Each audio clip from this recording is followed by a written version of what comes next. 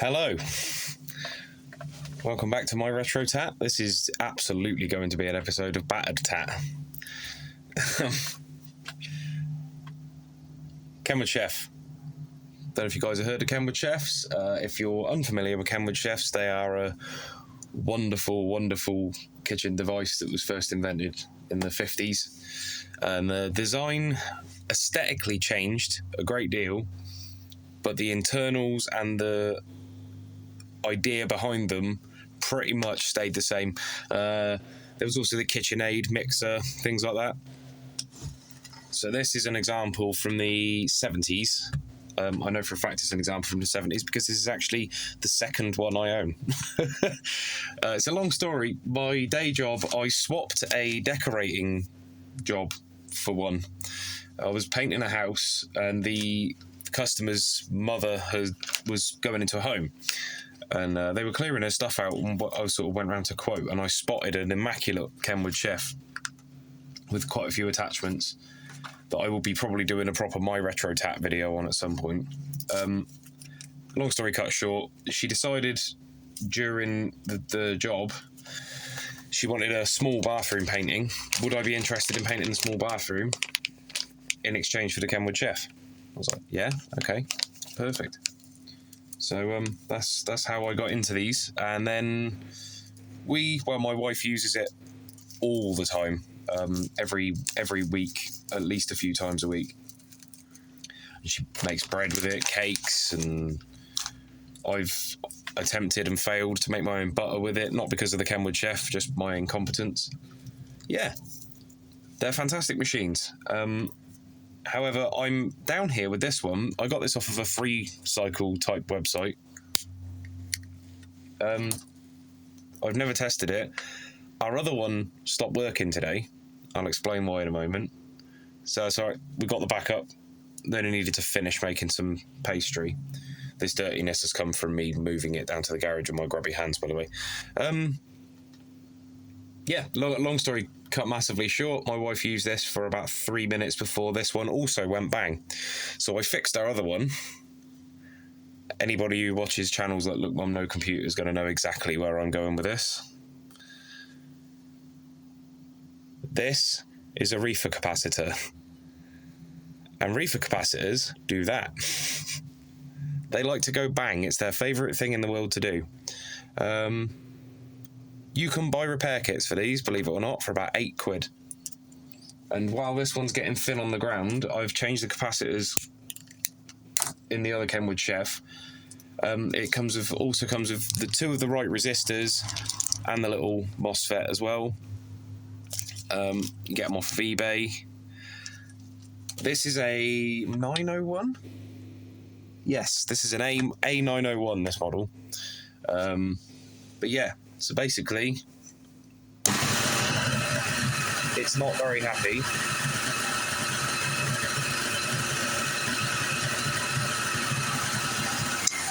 And there's a certain aroma. This one's had a very hard life. This has lived under a cover. I haven't really looked at it. Yeah. So, something's gone bang. I'm going to see if I can fix it. And if anybody else has a problem with a Kenwood Chef, this may help. I don't know. So the first thing you want to do is unplug it from the mains, which I nearly didn't do. This has got a lovely retro plug on it as well, by the way. Good old Never Ready. Yeah, and then I like to turn them all the way upside down, like so. Because everything is downstream of this cover. Now, the screws here are a little bit of a faff because they've got the little dashes in them like they're posi drive, but they aren't, they're Phillips. And you need a monster Phillips screwdriver to get in there. Let me just see if I can get this out. Probably not. Okay, yeah, that's good. Yeah, I'm going to be back in a second. Okay, so once you've wrestled with these two screws, I don't know why they're so faffy, but they are. Be careful you don't round them out, obviously, or you'll never get it apart. They go into steel. what I tend to do then is push the button that you use to release the top of the machine and push that up that way, because then you can open it out. And then I also, let me just reposition the camera here a little bit. I also, don't do that, I tend to sort of hook the cover under if it will go. Don't force it. You don't want to force any of this stuff. It's old. They're very well built. But some of these machines are getting to be 50 years old now, you know? Be kind. If you want it to work, treat it with respect. All right. That will then allow us to access the components. And I can already see what's going on, and I'm going to have to order another kit, sadly. So, you get to see RIFA capacitors in action. Come with me. So there's one of the big lads. That's not looking too happy already. But that is what I mean when I say that RIFA capacitors like to go bang. And I don't know if you've noticed, but just here as well, this resistor is coupled to this. So I think when these capacitors fail, they pop the resistor. So there's going to be a short delay while I order a kit, but I will be back because I'm looking forward to showing these getting repaired. There's a bit of a secret to getting those out as well. We'll talk it over. I'll see you soon. Righto, so it's been about a week, and our parts have arrived. So in this jiffy bag we have some 150 microfarad capacitors, and in this bag we've got some 47 microfarad capacitors. Big and little is all you need to know. I've gone way above the voltage tolerance for both of them. So these are 310 volt. The original was 250, and these are 310 volt. The other ones were 250. You can do that as long as the capacitance is correct. You can go above it as far as voltage rating. As long as the voltage rating and temperature ratings are at or above the tolerance you need, you're fine. And then in this jiffy bag, we've got our resistors. So there's two types here, and I'll explain to you what you need to do with those in a moment. Okie dokie. So, as we remember from last time, we've got a blown RIFA capacitor. Now, I figured something out that might be helpful to you guys out there on Tinternet. Let me just move you so you're in a better position. Down a bit. Let's rejig the camera. Right. To get the knob off on a 901 is a little bit fiddly. So I can't film this part, I'm afraid. You're just going to have a quick gander and find it on yours. Either end of this on the back side, what you need to imagine of this Kenwood logo is that it's shaped a bit like a staple. So this pushes through an assembly and has these two little clips that pop out. So all we need to do is turn our switch on and push down on the clips gently so that you don't break the plastic. And then you can deal with all the encrusted food that's all over yours, because you've got one that's absolutely filthy and that you need to you need to give a good clean before you use it in any sort of anger. Right, yep, this one is stuck with grease, so that means I'm super excited about how this is going to smell while I'm soldering it. There we go, right. Did you see that pop out then? You go all the way around. Same again the other side. Gently push down to disengage and then push it towards the outside. So you're almost going at a sort of 45-degree angle. You want to release the clip downwards and then put pressure on it that way. And it will come out, along with 50 years worth of negligent cleaning regimen, it would seem. Right. Now inside, let me pop the flash on. we've got this really frustrating little clip. It's only frustrating if you haven't got the right tools to hand, which I haven't, so I'm going to get frustrated. But if you guys bring a set of long nose pliers with you, you'll be fine. You won't get irritated whatsoever. There you go, that's gone. Oh, and now it's gone forever. Be right back. Cool, that's gone forever. So I have a Circlip and a pair of modified Circlip pliers for such a small Circlip, and that's going to do us. So the reason that happened is it's spring loaded. This guy, this white piece, it was white, matches up with these small slots internally. These outer D-shaped pieces, that's where the Kenwood logo will clip in. So that's that. Right, now we can draw this forwards, which is very important because we now need to get the switch out. So let me just move you quickly. Yeah, as you can see, this is in horrible condition. It's actually in worse condition than I thought it was initially, which was fairly bad.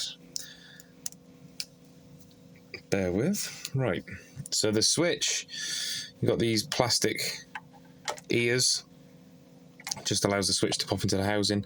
Just gently push on them at this angle and they'll droop.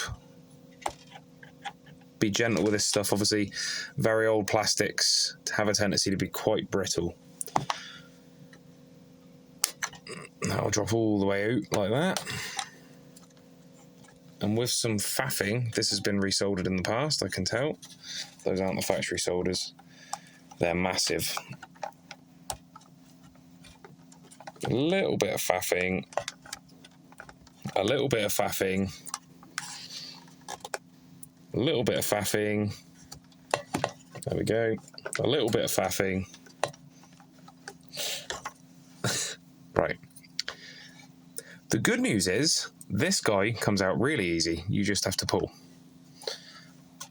A little bit of faffing. No, I'm joking. Right. That's released. So now... So this is for people who are very, very new to this. I'm sure there are a lot of armchair experts out there that have already know this, that's fine, but not everybody does. Ultimately, we're here to learn on YouTube a lot of the time. So we need to replace this resistor. How do you know what resistor you need? Well, first things first, this one went bang, so I had to cheat and look it up. But when I ordered them, one of them is a 56 ohm, one of them is a 220 ohm. Now you can tell that from these coloured bands that the resistor has. The trick with resistors is the tolerance is on the right hand side, and you can always denote the right hand side by the large gap here. All these are clustered together, then you've got your gap, right? So, case in point, how do we figure out now which of these two resistors goes where? Well, you need to hope that you've got one that's still around that can be read. So this one has got a red, brown, gold. That's 4 bands. And what you want to do is you want to go on Google, type in resistor calculator, because it's literally the easiest way you can figure this out. You could be really clever and learn them all. Big Clive, for argument's sake, he can look at a resistor. He could be in Norfolk, and someone could show him a resistor in Cheltenham, and he'll be able to tell you exactly the spec because he's just that good. I'm not, so... I use resistor calculator. 4 band, we got red, brown, and then gold. Calculate. 220 ohms, plus or minus 5%, which is the tolerance, okay? Obviously everything's built to a tolerance. Now you'll notice, with these resistors, we've got 5 bands. Now the reason for that is these resistors are generally made to a tighter tolerance and are more precise in their rating. So for argument's sake, now we can click on 5 band on resistor calculator and we can go red, black, and brown. Calculate. 220 ohms, but plus or minus 1% this time. So these are a more accurately made resistor. and I would argue then a better resistor. If they've taken the time to be that accurate with it, chances are they've done a pretty good job making it. So we're not replacing that resistor today. I just bought these because I'm planning on fixing more Kenwood Chefs because I like to be upset on a daily basis. So we need these ones. Same deal. So these we can figure out. 5-band. We've got green, blue, black, gold, and brown. Calculate. 56 ohm, plus or minus 1%. So we need one of these. Now's your time to shine. One of those. I can feel people going mental in the comments already. But I'm laying that on there. One of those. And one of those. And with those 3 items, 9 times out of 10, we can fix our Kenwood Chef. I'm going to heat the soldering iron up now, and I'll be back when it's warm enough, and I will desolder them off camera because I cannot abide the idea that people are going to give me grief over my soldering technique. It's never let me down thus far, but that said, there's always someone out there who's better at it than you are. So if you don't mind, I'll be back in a few. Right, are we focusing? Okay. So I've got those components removed. Now, I've got a resistor here. So we need to find a way to get this guy to sit happily.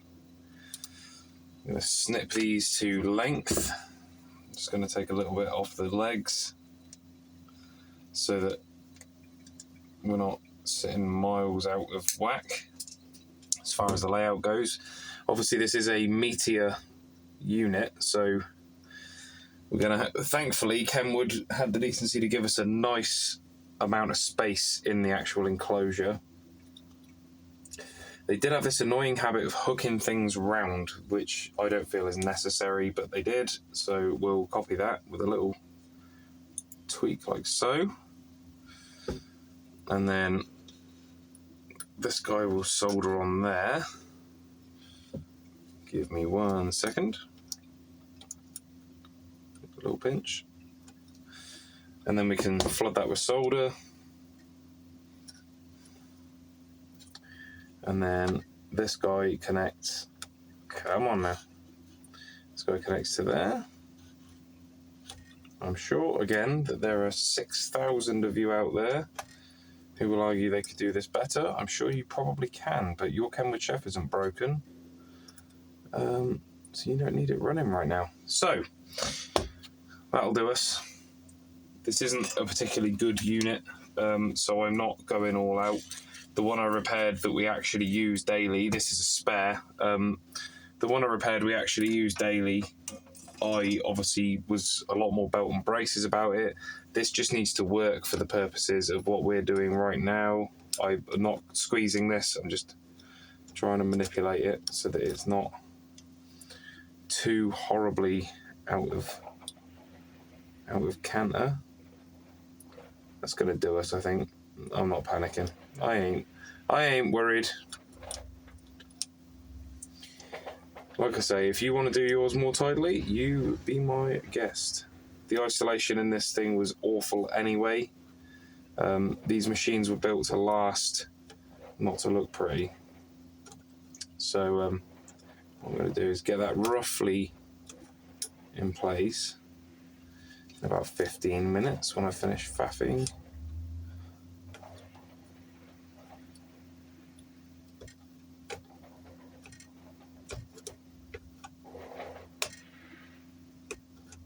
Okay, sorry for the fiddling around. Right, that'll do. So it just needs to make a connection and not get in the way of the other components. That's all we're aiming for. Lovely hot soldering iron and lots of solder.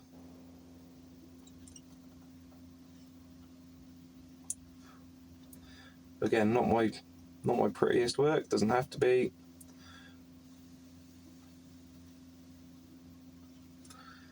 Same again here. Yep. Done. That's going to take a bit of practice that you can clearly tell I haven't had because I'm awful at soldering. Now, our capacitor runs from here to here. By the way, I haven't forgotten to remove this. I did cut the legs off the RIFA capacitor to make it easier to access, but actually this here is the leg from, I believe it's a MOSFET. We don't need to worry too much. Like I say, I'm getting this working. It doesn't need to be perfect. I'd like things to be roughly where they're supposed to go, but also it's an understandable have a nice day kind of situation as far as things being rigidly located to where they originally went. Again, I'm just going to bend the legs round on this a little bit just to try and help us out some.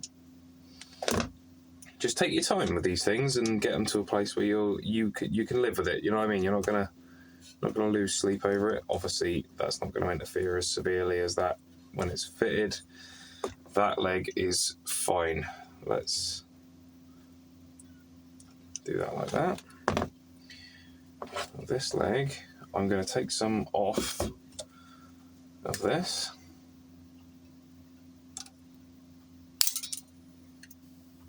That did leave the enclosure. Okay, first thing I'm going to do is solder this leg in just to anchor it down. Then I can focus on the other side. Oops, bit rough. A little bit rough. Not the end of the world, folks. All stuff I can live with. I don't have a conscience when it comes to some of this stuff because the way I look at it, it was bin fodder. I got this, by the way, from a FreeCycle website. Not FreeCycle, but one of those. Like Facebook groups.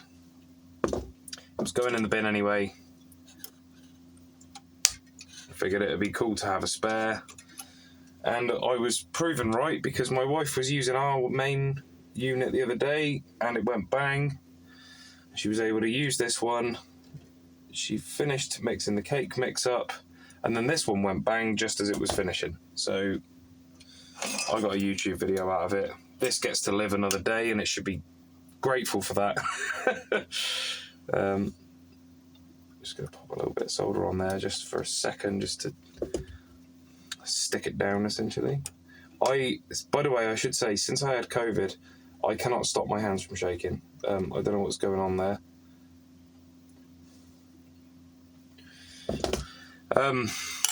But yes, so just in case I look particularly precarious, I mean, I am precarious in doing things like this anyway, but whoops, like that. Because my lack of a steady hand.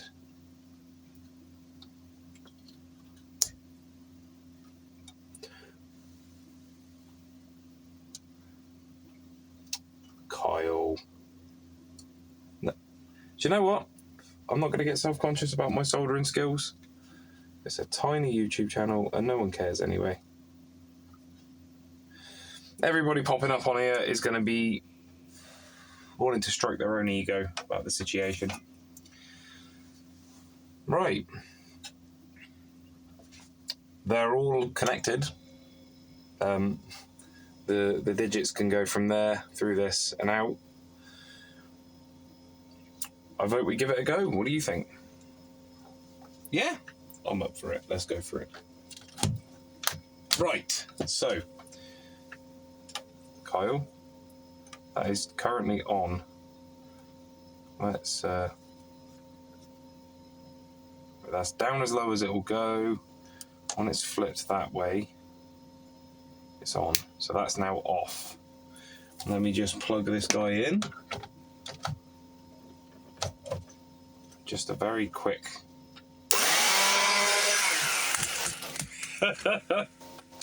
Well, it's fixed enough to knock you down. So I'm going to call that a win. Although... Stay. Okay. Right, oh good. Jolly good. Let's unplug that quickly. And plug the soldering iron back in so that it gets nice and hot again. That is the soldering iron, isn't it? Kyle? Is that the soldering iron? Fixed. It's fixed. However, I'm going to bring you down for a moment. Not vibe-wise, don't worry about that. I'd never do that. I try to make people happy. I am going to bring you down for a moment so that you can have a quick look at this impending doom that's currently living in the Kenwood Chef. Right, as you can see, I hope, this thing is riddled. You see all these little striations along here? I believe that's what they're called. It is riddled with stress cracks. And these are what cause the electrolyte to leak out, and that's where they go bang. So let's mitigate that. I might just swap this out off camera, actually. Yeah, let's do that. You don't need to see me solder badly again. Okay, there we have it. It was a little bit faffy. It's not my neatest work, but check this out. I can't work the switch because I'm stupid.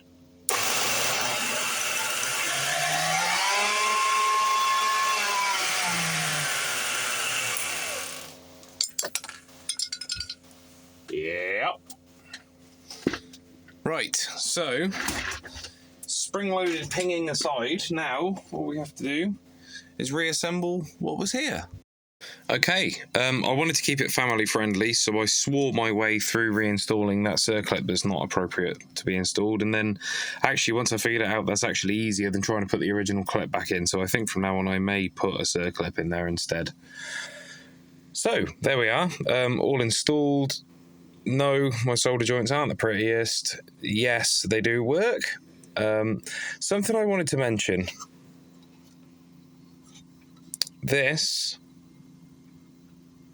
I wouldn't mind betting most of this is carbon, which implies that this saga may not be over yet. I believe this is a very high mileage old Kenwood Chef that's probably made a lot of delicious meals in its time.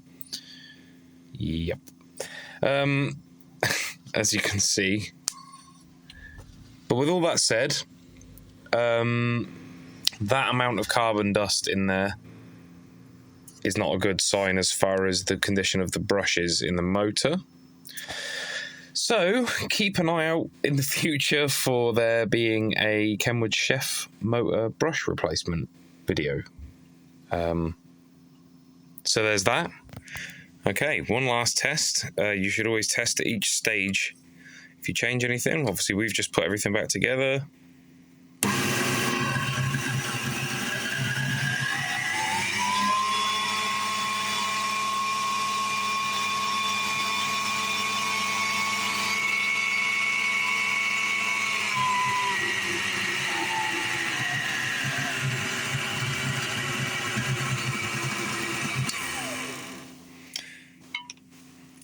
I'd say that's deserving of the Kenwood crest.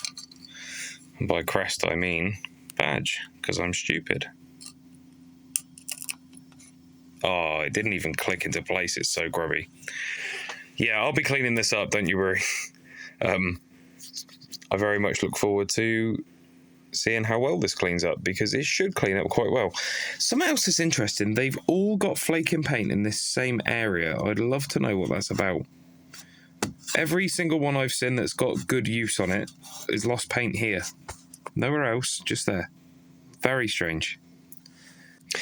Anyway, thank you for watching this extended installment of Battered Tat. I think this qualifies. I haven't even looked under here. Oh no.